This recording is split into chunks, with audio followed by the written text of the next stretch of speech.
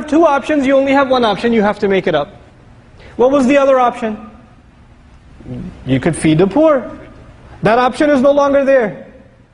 I mean, the fuqaha talk about exceptional cases, but generally, you and I don't have that option. I'm not in the mood to fast, I'll just feed somebody. No, no, no, you don't have that option anymore.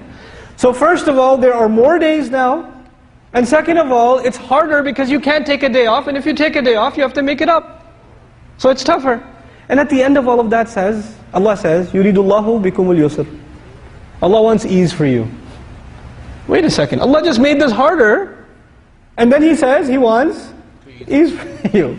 SubhanAllah. And you know what, for you and me, when Allah says that, we're thinking, yeah, but it's summer. But you know what, think when this ayah was revealed. The hot summers of Mecca and Medina, no SUVs with air conditioning, no central, climate control. They don't have like even fans running for them with electricity. They're literally under the sun the entire day. You and I go for 20 minutes outside, what happens? Oh my God, I have a headache, I can't do anything today. These Sahaba are fasting, they're fasting in Medina, and at that time, SubhanAllah. And Allah says to them, no, this is easy for you. I want things to be easy for you.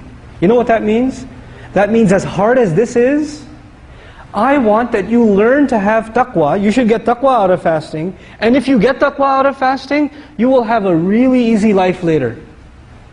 A little bit of training here, and you'll get what you should out of, in this world, the thing you will need is taqwa. If you get that out of here, then what is coming for you permanently? Jannah. And what's Jannah? Al-Yusr.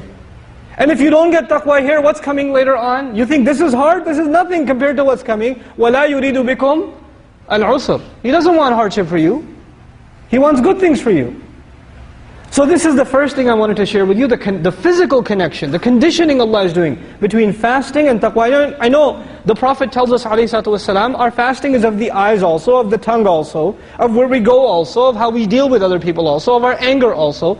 Our fasting is of many things. But the minimum training, not everybody will have that kind of fast. There will be people who when they're fasting, their hunger kicks in and they, some of you, when you get hungry, you get really cranky too. Right? So you're like extra snappy with your wife, or you get mad at the kids, hey, you're running again, or something, right? And then you say, why are you so angry? Because I'm fasting. It's supposed to be the opposite, man. It's supposed to be when you're fasting, you're supposed to be more patient. You're supposed, Allahumma inni sa'im. I'm fasting. I'm not going to say anything. Even if people are insulting you. But I'm not even talking about that higher level. I'm saying even if you just listen to what Allah is saying, just abstaining from food, just that much in and of itself, the point of it is to get taqwa out of it. The last thing I'll say about it before I go to the next ayah. The last thing, this is really important. I want you to compare two people in your mind. There are two people, they want to grow a tree, or they want to grow a flower. Both of them have the equal patch of land. Same exact amount of sun comes to that land. They put water on it, they put fertilizer, everything. They take care of it, they rake it every day. The soil is good, and it's getting enough water, everything. Except one of them put a seed inside, and the other one didn't put a seed inside. Okay? They're doing the same exact amount of work. But there's one of them that's going to get something out of it, and the other one? Nothing. He's doing the same work. He's doing the same exact work, he gets nothing out of it.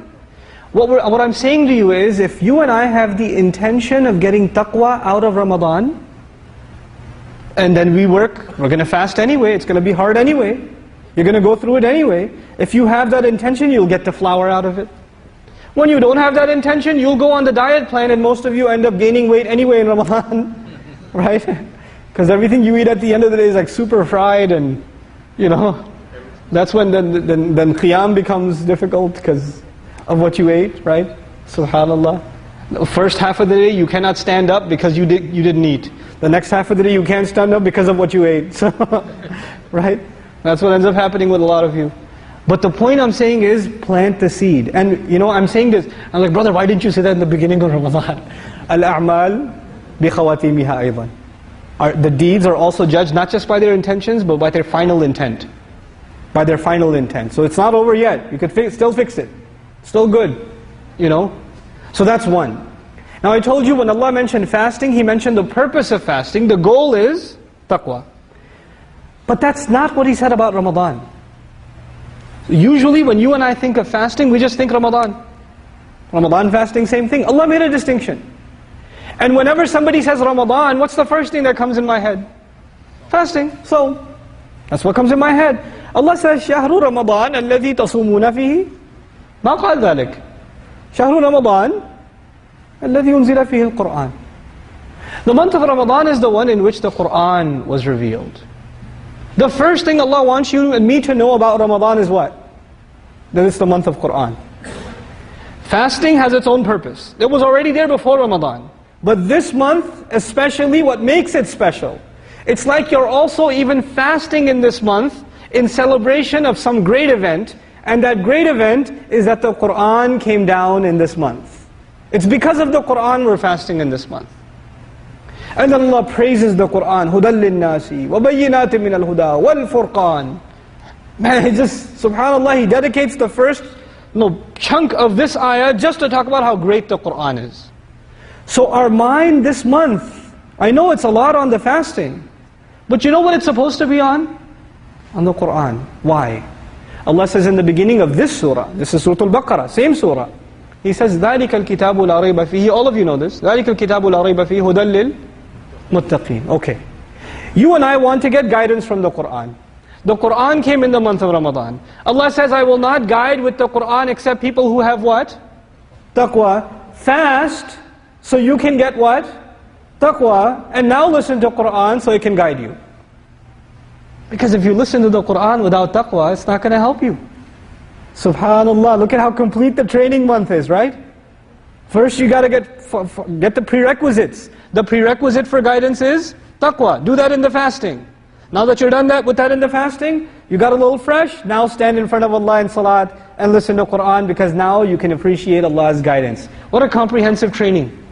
Subhanallah.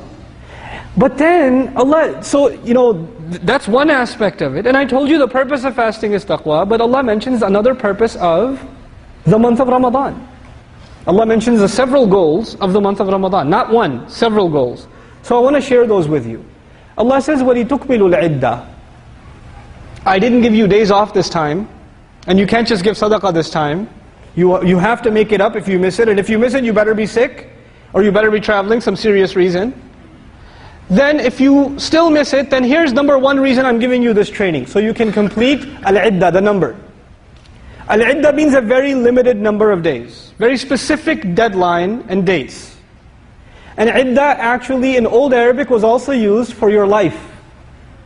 Your life. In other words, you and I are going to be on this earth for a number of days.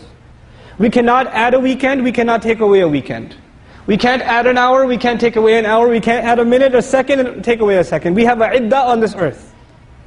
Allah says to us in this surah, وَلِتُكْمِلُوا الْعِدَّةِ, which of course the first meaning is, so you should complete the number of days of the month. But also Allah wants us to finish all of our days on this earth with taqwa. All of the days on this earth with guidance. And so this month is there, so you get ready for the rest of your life. It's the rest of the life. SubhanAllah, لِتُكْمِلُوا الْعِدَّةِ. Then he says, وَلِتُكَبِّرُوا اللَّهَ. This has three meanings, by the way. So that you declare the greatness of Allah. I gave you this month so you can declare how great Allah is. Now there are several things here. By fasting itself, we declare Allah's greatness. Allah's command is greater than my hunger. Allah's command is greater than my thirst. This is takbirullah. This is what Allah is greater than what I want, what my body wants, what my appetite wants. Allah is greater. You're already learning to make Allah the priority in your day rather than yourself. If you can do that in Ramadan and learn from that to do that in your life, you've learned the lesson of وَلِتُكَبِّرُ اللَّهَ. Then of course, لِتُكَبِّرُ اللَّهَ. When do we say Allahu Akbar? Daily Allah makes us say it. When do we say it? In the adhan, in the salat. So you can pray the way Allah guided you. In other words, this is a month of lots of prayer. This is a month of exhausting prayer. But after this, when you go back to easy schedule prayer, you'll say, this is easy now. This is not like the training. Training was hard, it was a lot of work. Now it's actually relaxed schedule. Just 4 rakat every night. Not 4 and then 20 and then 3 and not like that. It was just 4, it's easy now. So you should be declaring Allah's greatness, meaning salah, the way He guided you. Of course, another meaning of that is, on the day of Eid, what do? When we finish the number of days, we make takbir of Allah. Allahu Akbar, La ilaha illallah. We do this coming our way to the prayer, right? And this is the meaning of litukabirullah also. In other words, one of the things that should come out of Ramadan, in addition to taqwa, is that you learn to make Allah a bigger priority than yourself and myself. litukabbirullaha ala ma hadakum, based on how and what He guided you with, which is the Qur'an itself. When you're going to take the guidance from the Qur'an, you will know what Allah wants. You and I already know very, very well what I want, what you want, what we want. Nobody has to give us a class on that, what you want. Qur'an is a class on what Allah wants. Now you will have to compare between what you want and what Allah wants, and you will learn to make priorities. Your priorities will submit to Allah's priorities for you. litukabbirullaha ala ma hadakum. So litukmilu iddah, so you should complete the number of days, number one purpose. Number two purpose, you should make Allah the priority. And here's the last purpose. وَلَعَلَّكُمْ تَشْكُرُونَ. Maybe, hopefully. See, li tukmilu al-iddah, li tukabbiru, lam al-illah. Now, He didn't say li tashkuru. He said لَعَلَّكُمْ تَشْكُرُونَ. He made a difference here.